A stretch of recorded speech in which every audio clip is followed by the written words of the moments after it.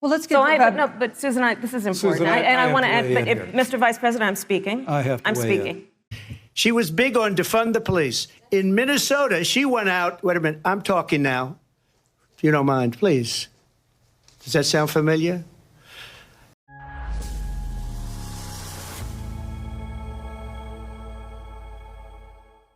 They're dangerous. They're at the highest level of criminality, and we have to get them out. We have to get them out fast. I created one of the greatest economies in the history of our country.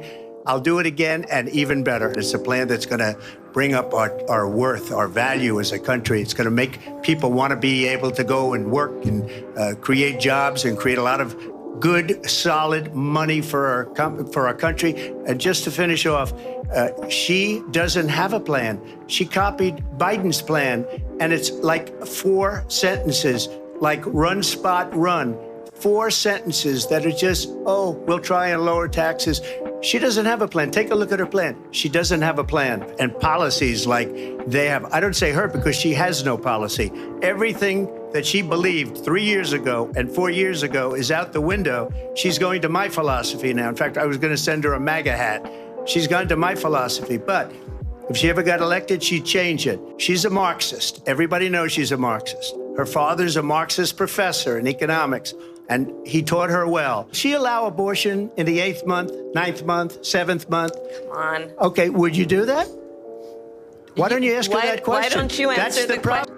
And I'm going to actually do something really unusual, and I'm going to invite you to attend one of Donald Trump's rallies. She was big on defund the police. In Minnesota, she went out. Wait a minute, I'm talking now. If you don't mind, please. Does that sound familiar? She went out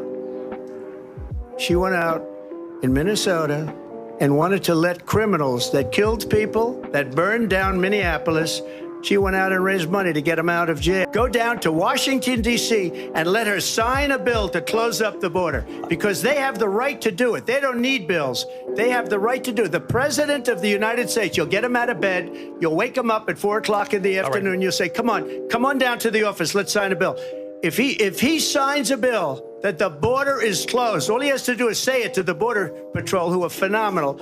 If they do that, the border is closed. Do you want Ukraine to win this war? I want the war to stop. I want to save lives that are being uselessly, people being killed by the millions. It's the millions. It's so much worse than the numbers that you're getting, which are fake numbers. With World War III, and we have a president that we don't even know if where is our president? We don't even know if he's a president. And just to clarify they threw him out of a campaign like a dog. We don't even know. Is he our president? But we have a president, Mr. President, that doesn't know he's alive. And then this business about taking everyone's guns away. Tim Walz and I are both gun owners. We're not taking anybody's guns away. So stop with the continuous lying about this stuff.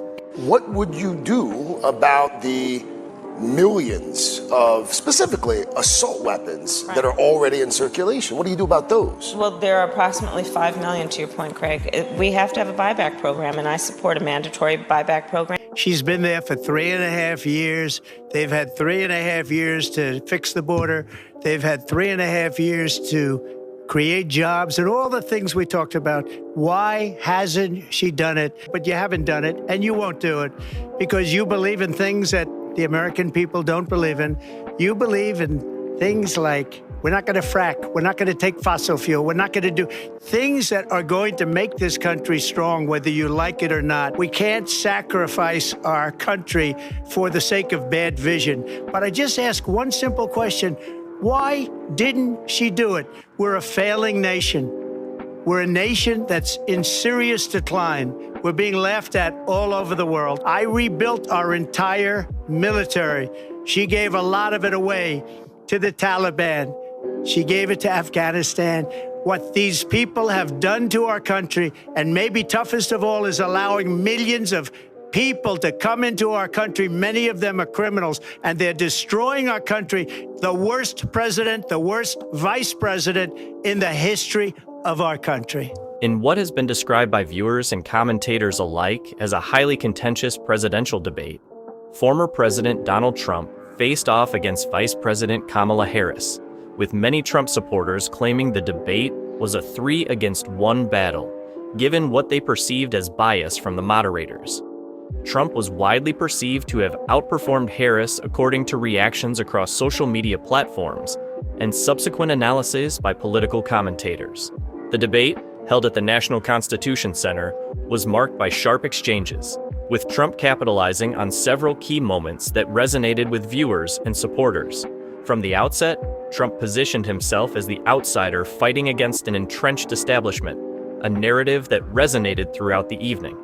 Trump repeatedly highlighted his pre-COVID economic achievements, claiming the creation of millions of jobs and the lowest unemployment rates in history for various demographics. He blamed the global economic downturn on the pandemic, insisting his administration's policies would restore and exceed past economic prosperity.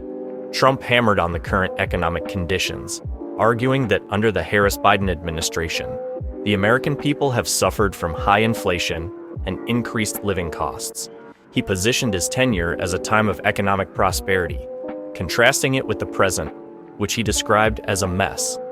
Trump attacked the current administration's border policies, arguing that the situation at the U.S.-Mexico border had deteriorated under Harris's watch.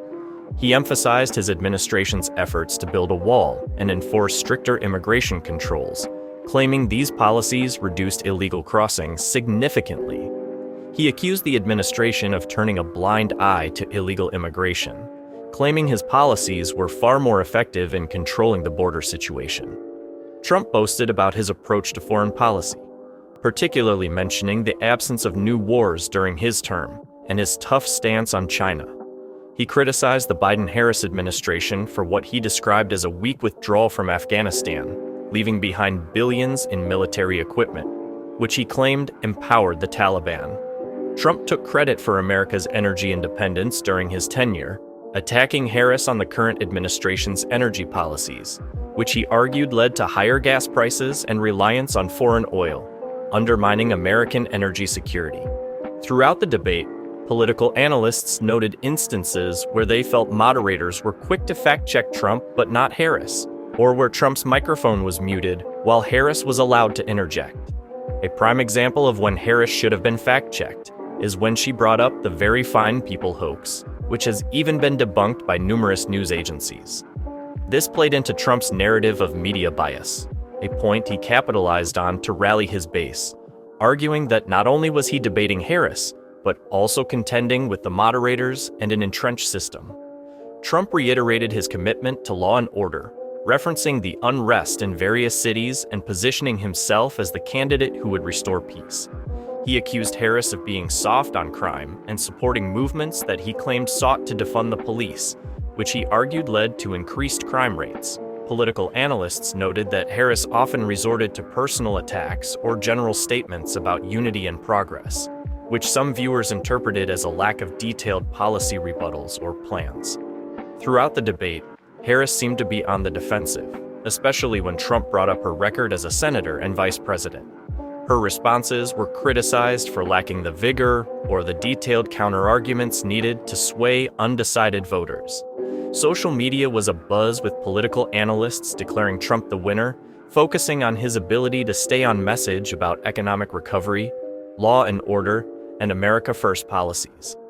Conversely, Harris's performance was critiqued for being too scripted, with some political analysts mocking her for attempting to engineer a viral moment akin to her previous debates, which fell flat this time around. In fact, Trump got his own "I'm speaking" soundbite that Harris was hoping to get. Despite the perceived odds, Trump's performance was described by political analysts as a clear victory.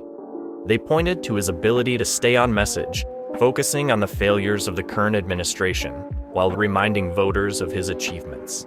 Harris, on her part, defended the administration's policies, focusing on inclusivity, climate change, and a different approach to international relations.